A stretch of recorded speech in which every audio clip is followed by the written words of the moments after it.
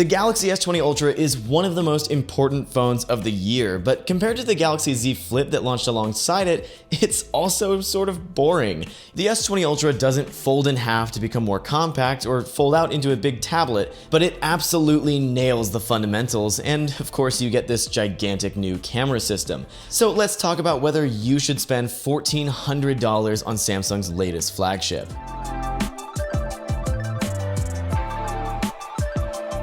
Something you're either gonna love or hate depending on who you are is just how giant the Galaxy S20 Ultra really is. It's one of the biggest and heaviest phones around, coming in at 220 grams. It isn't quite as heavy as the iPhone 11 Pro Max or some Huawei flagships, but it certainly feels the part, and you're gonna notice this in your hands and pocket. That being said, it's also incredibly well built. Samsung's gotten really good at hardware design over the last few years, and the S20 Ultra feels like a tank. It's got a glass and metal design with less pronounced curves around the edges than before, which actually feels a lot better if you ask me, and it means that there will be fewer accidental presses.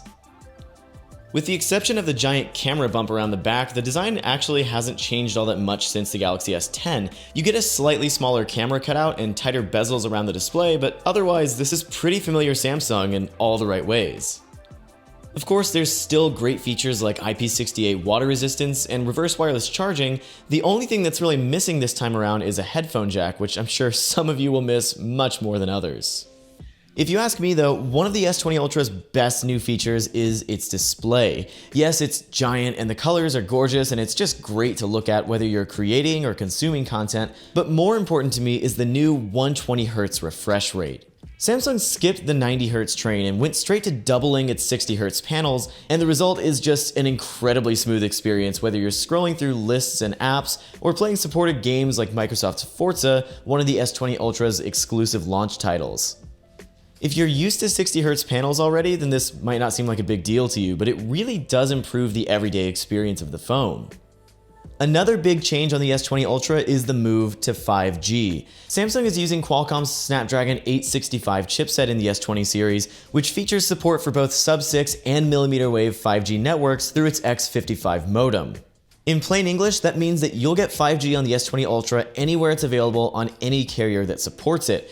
The problem is, it's still not really available in many places.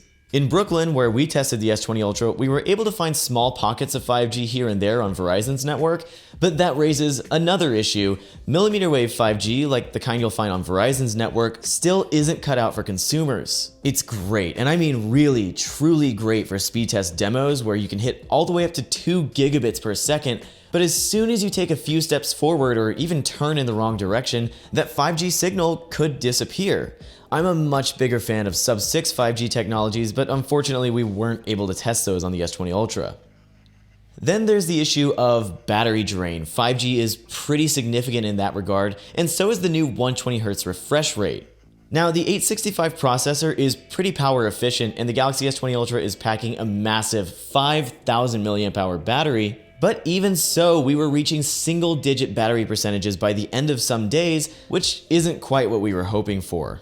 Now, that being said, we've heard from plenty of other reviewers that battery life on their units has actually been pretty great, even with 120Hz enabled. So your mileage may vary, but at the very least, this should still be enough to get you through a full day, even with heavy usage. Now, the software experience in the Galaxy S20 Ultra is pretty similar to other recent Samsung devices. This is the same version of Android 10 with Samsung's One UI 2, with some small additions like the new Music Share feature that lets your friends connect to your phone over Bluetooth, then stream music to any speakers you're already connected to. Samsung has also partnered with Google to integrate Duo video calling straight into the phone dialer. This is undoubtedly to give Android users a similar experience to FaceTime on the iPhone, and the Galaxy S20 Ultra is the first phone to support 1080p video streams during video calls. So we should talk about the cameras because that's really the biggest new change with the Galaxy S20 Ultra. You get 4 cameras in the giant housing on the back of this phone, and each of them has a larger sensor size than last year.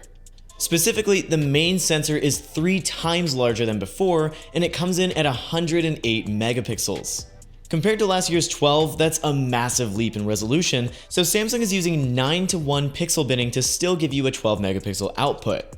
That pixel binning combined with the larger sensor means that every photo you take is sharper and brighter than ever before, and the depth of field coming out of shots taken straight from the normal shooting mode are insane. There's a ton of natural bokeh, and the focal plane is so narrow that even shooting rounded objects like a cup can lead to some out of focus text around the sides. It's pretty insane to think that these kinds of photos can come from a phone and not a pocket camera.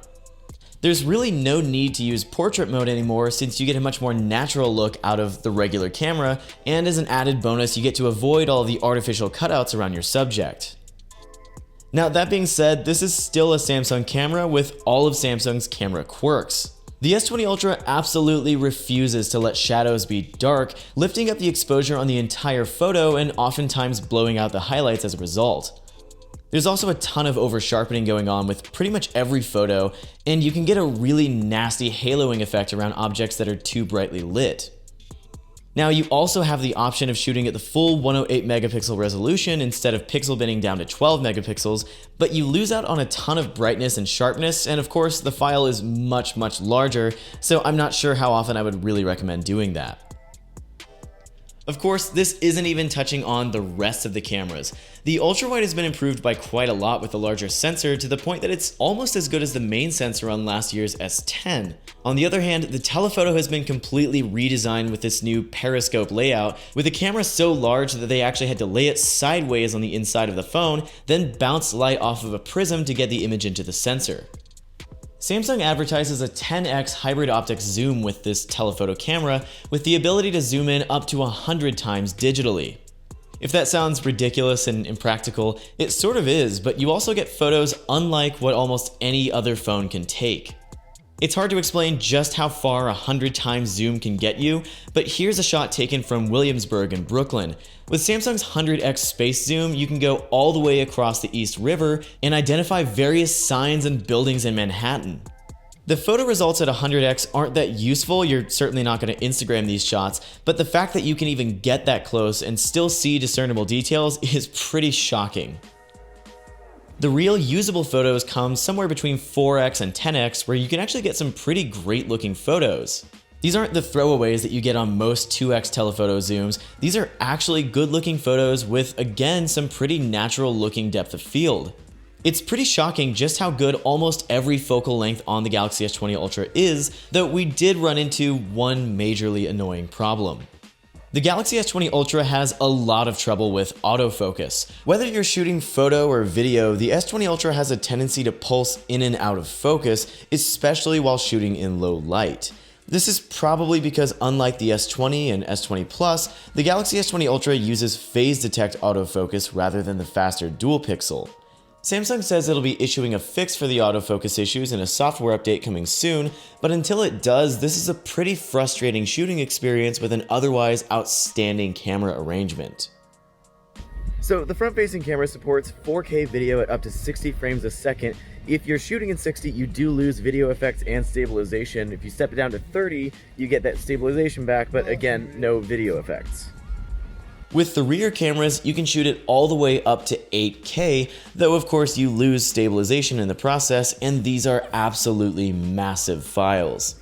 In general, you're better off shooting in 1080p or 4K, but if you want to shoot 8K and share it online, you can upload in 8K directly to YouTube from the phone, or downscale your footage in the gallery for a more shareable file size. This is also one of the first times I've been happy to use a Samsung camera in low light. I still don't love night mode, which often tries to take way too long of an exposure for handheld shots, but even in auto mode, you can get surprisingly bright and sharp photos that are by far and away better than anything we saw on the S10. So let's wrap all this up by talking about who exactly the Galaxy S20 Ultra is for. Starting at $1,400 and going up even higher if you want more storage and 16GB of RAM, it's Samsung's most expensive non-folding phone, and not everyone can take advantage of some of its newer features like 5G. That being said, this is one of the most powerful phones on the market, and even with its autofocus issues, the cameras are incredibly impressive, with sharpness and natural depth of field rivaling that of even some dedicated cameras like the Sony RX100. If you have the money to spare and you're looking for the best phone money can buy, this is about as good as it gets.